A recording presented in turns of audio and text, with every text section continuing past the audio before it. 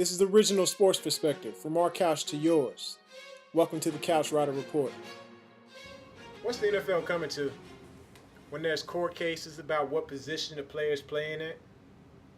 Jimmy Graham is a good example of this. He just lost his court ruling to be paid as a wide receiver instead of a tight end. The boy felt his production was up. Can't argue with that. But just give him top tight end money. Tired of these people coming to court whining about what position they should get paid at. Terrell Suggs is another example of this.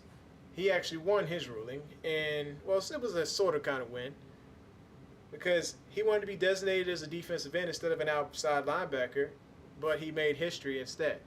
He got paid as the NFL's first defensive end / outside linebacker, and they paid him according to it.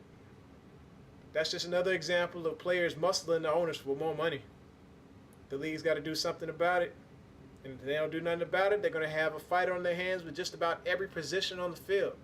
When you look at it, there's players who do more than one position at times all over the field.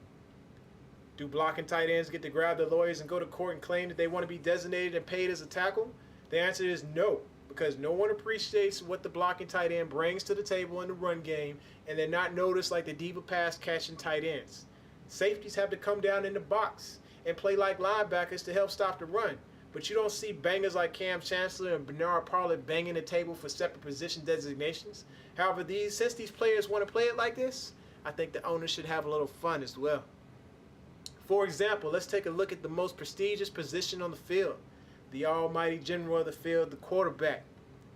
Let's say another signal caller comes to the table for a max deal. Owners could come to the table and say, hey, now hang on, young man. You ran the ball 25% of the time last year. We have to look at only paying you 75% of what a normal quarterback gets paid. Depending on how much they ran, they could even fight to designate and pay the player as a running back.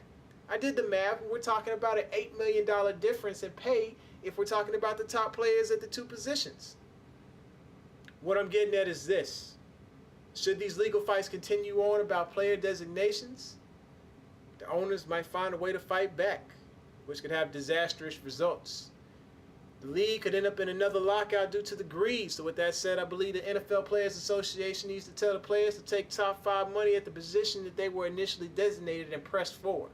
Do it for the fans. Players, you owe us that. This is original sports perspective. From our couch to yours, this is Couch Rider.